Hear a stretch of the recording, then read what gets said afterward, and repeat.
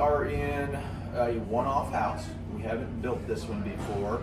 So this was a scratch design, and what a space, right? Very cool. So the guys are getting ready to spray foam. So before you go very far with that, if we look up, we see foil roof deck.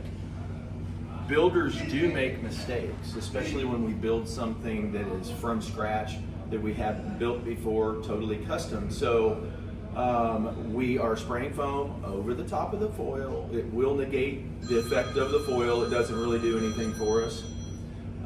And so we're not above error.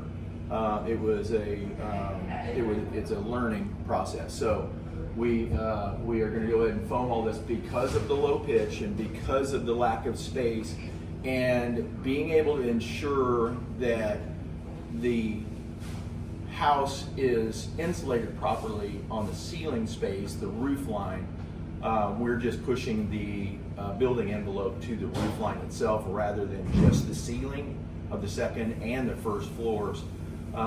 The other thing that we have here is with the HVAC itself, and we'll talk about that here in a second.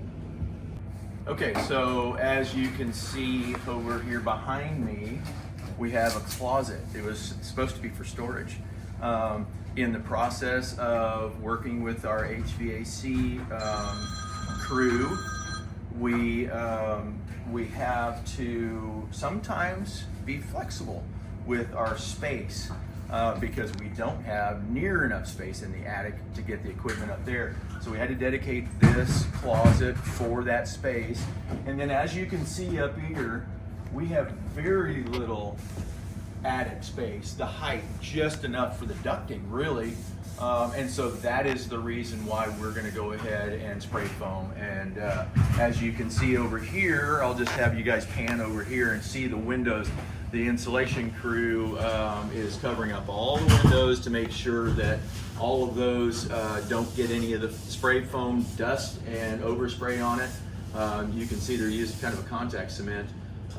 And then they'll just put that plastic on there. So anyway, all of this in preparation of extending the building envelope all the way to the roof line on this particular plan. Okay, so real quick, we'll talk about open cell and closed cell foam since we're doing the foam on the roof deck here. So we don't use a closed cell foam on the roof deck. Structurally, it's really good, but it's terrible for any kind of water leak. So you use an open cell foam like a sponge. So if you've ever taken a sponge at the kitchen sink or whatever and filled it full of water, you can see if you hold it up, it's still dripping. And it'll keep on gravity, it'll keep on pulling that water out. It's the same idea with open cell foam. That water, if you have a roof leak after a storm or something like that, that water will come through there. It is difficult to find, but it's better than a closed cell, which acts like,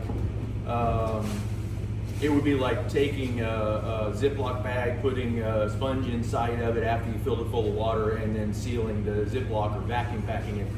Now no water comes through that. It's a really bad example, but it's as close as I can come up with on the fly.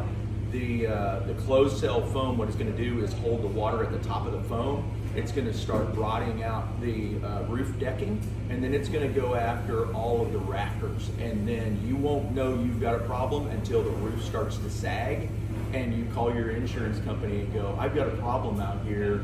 And what happened is the insulator used the wrong foam.